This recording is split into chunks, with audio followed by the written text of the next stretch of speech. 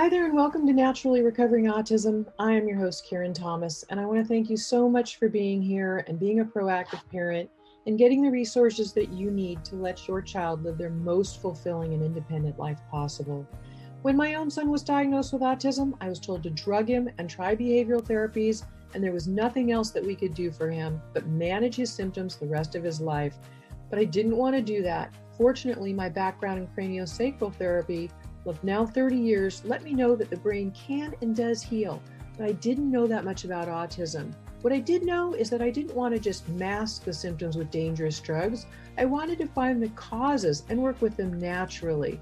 And fast forward, it took me a decade and a lot of time and effort, but today my son is no longer diagnosable with autism after being told it could not happen. So I'm here to share with you valuable resources to save you the time and some of the expense that I had to spend to figure it out, and to help you let your child lead to their best results possible. Every child's level of recovery is different, but we know that children who couldn't sleep through the night are sleeping now through the night and happily. Their immune systems are now strong where they were once sick all the time. Children who were nonverbal and their parents were told they could never speak are now speaking. Children who were getting D's and F's in school are getting A's and B's. And those that were so anxious all the time and couldn't sit still and were uncomfortable in their own bodies are now calm and happy and relaxed. And they're leading fulfilling and independent lives with friends. This is what we want for our kids. So I'm here to share the resources with you so that you can get the best results for your child, the best possible. And you can start that right now with my free download of the top 7 foods to eliminate beginning today, of the top foods that are the most inflammatory and toxic that are contributing to those physical and behavioral symptoms of autism that your child is having. They're making his life uncomfortable. So you can get that right now at naturallyrecoveringautism.com/7 foods. And feel free to share that with anybody you know who would be interested. And I will also link to it in today's show notes. There's, of course, a lot more than diet, but this is something you could start doing today that will begin to reduce those symptoms. And I'm happy to share everything I can with you. So right now, let's dive into today's episode. Hi, and thanks again for being here. Really appreciate what you do for your child and how you're here to educate them. And today is based on more education, as I am all about the resources to help you. And this is going to be on how to get a vaccine exemption for your child and a state-by-state guide for doing so for parents, because there are different reasons why parents may choose to not get a vaccination. They may believe a child gets too many shots altogether, and they have valid concerns about serious side effects such as autism. And ultimately, it's a parent's choice to make the right decision for their own child, and you can make that decision for your child's individual needs. It's very individualized. And I'm going to give some show notes to you today that could be helpful, that will be at naturallyrecoveringautism.com/226. This is podcast episode number 226. And again, there will be some show notes that may be helpful for you for taking this a little further with your school or your state. There are different types of exemptions. There are medical exemptions, and these are granted when a child has a medical contraindication to a vaccine, such as allergies to vaccine components or a history of adverse reactions. Non-medical exemptions include religious exemptions, which are allowing exemptions based on religious beliefs that prohibit vaccination, and philosophical or personal belief exemptions, which are allowing exemptions based on personal or moral convictions against vaccination. State variations. Each state is different, so let's look at the different types again.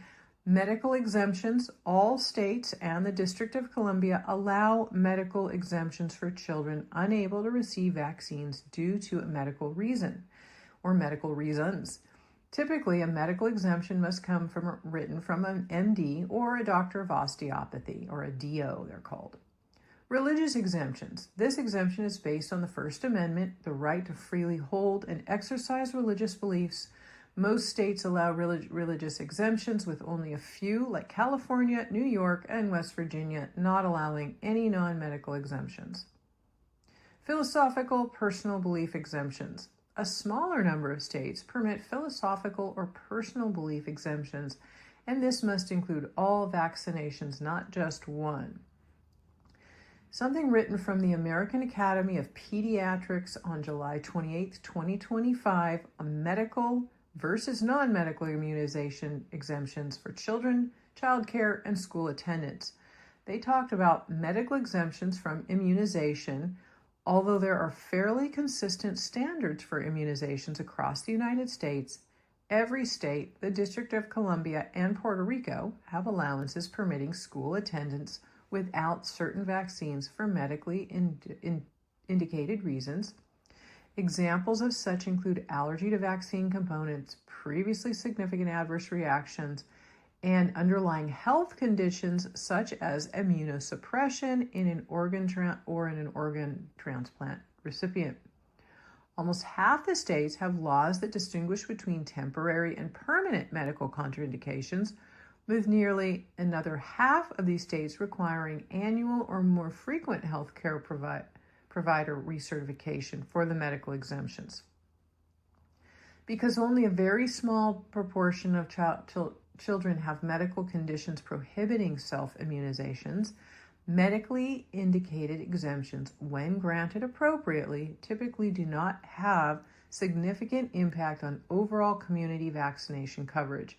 The reason I wanted to share this part of this, written by the American Pediatrics, is that they're telling us we're not threatening anybody. It does not have an impact on overall community vaccination coverage due to these.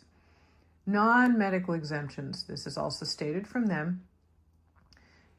As of this writing in 2025, 3 states, California, New York, and West Virginia, have laws that accept only medical exemptions from immunizations.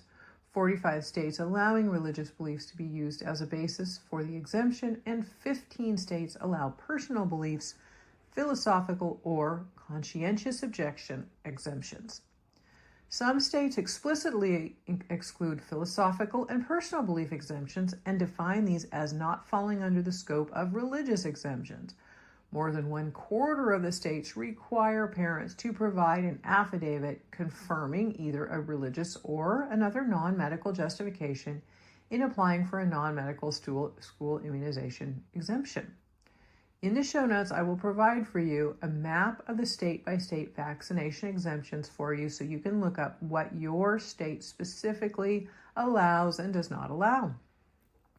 To get a medical exemption from the state of California for a vaccination, a parent or guardian must first create an account in the California Immunization Registry Medical Exemption website and request an exemption. The parent will receive a medical exemption request number to give to the child's physician. The physician must register with CAIR-ME, log in, and issue the exemption, providing a copy to the parent. The parent then submits this form to the child's school or child care facility. The first step is the physician registration and exemption issuance. The parent initiates the process by creating an account on the CAIR-ME and applying for an exemption. The system generates a medical exemption request number. Then the parent provides the number of the physician. The physician then, if not already registered, registers on CareMe, and the physician logs into CareMe, searches for the child's request using the number or name, and issues the medical exemption. The physician then provides a copy of the completed form to the parent. Submitting it to the school or child care is the next step after that happens. The parent submits the copy of the medical exemption from the school form to the school or the child care facility. And the school or child care facility confirms the validity of the exemption through the CareMe site. And note that schools and child care facilities cannot accept handwritten statements or other documentation in lieu of the CareMe issued form. So you have to go through these specific steps if you're in the state of California to do so. In New York State, the only legal recognized way to avoid required school vaccination, just like California, is through a medical exemption. Here's the detailed breakdown. Medical exemptions, again, allowed under Public Health Law 2164 If a physician, MD or DO licensed in New York State certifies that a specific vaccine may be detrimental to a child's health due to contraindications or precautions as per ACIP guidelines. They must use the official New York State DOH medical exemption form renewed annually. Schools review and may approve or deny. Denials can be appealed to the Commissioner of Education. So remember, if you put this in and it gets denied, you take the denial and appeal it to the Commissioner of Education. If parents refuse vaccination without a medical exemption, the child must either be homeschooled or withdraw from public-private school and enroll in home instruction that meets compulsory education standards. Now, I've also done a podcast and blog in the past that gives some good resources as well on homeschooling pods and as a safe and happy alternative, which is episode number 113. And ultimately, also, again, it's your choice. And I think you should make the choice based on your educated decisions. Now, this is your choice, ultimately. To learn more about vaccinations, I have also interviewed Dr. Sherry Tenpenny, who is an MD who is very outspoken on vaccinations. And you can listen to that episode number 224 of mine. And I will also be linking to these in the show notes for you, as well as these steps that I just laid out. So you can always go to naturallyrecoveringautism.com/226 and see all of these steps laid out for you. Basically, I want you to also know that, some people have told me IEPs and 504 plans will allow you to be exempt, and that is not always the case. So you do want to provide, legal cover if you want to avoid them, depending on what your state requires. So these things are really important. And again, I'm going to link to that state map in the show notes so you can see exactly what your state needs. And if you're in one of these states that does not allow for, or that only allows medical exemptions and not the others, then now you know the steps that you can take. And if you've been looking for a medical doctor or a DO to allow you help with an exemption form, if the one that you're seeing right now is not helpful, there are many others out there. You can choose your doctor. You do not have to just go with one person or what they say or won't give you if you're making a request, because you're making the request based on your educated knowledge of your child's needs and whether or not it's a good choice for them. So I hope this has been helpful for you. I know this is a big topic, especially around schools and school starting. So I wanted to let you know that you have choices. You have resources, you have options. Don't ever let somebody bully you into a decision that you don't feel comfortable with. You make the decision for yourself, and these are the things that you can do. So I hope this has been very, very helpful for you. Again, the show notes will be at naturallyrecoveringautism.com/226. I'll see you soon. Thanks again for being here, for what you're doing for your child, and have a great, great end of your summer.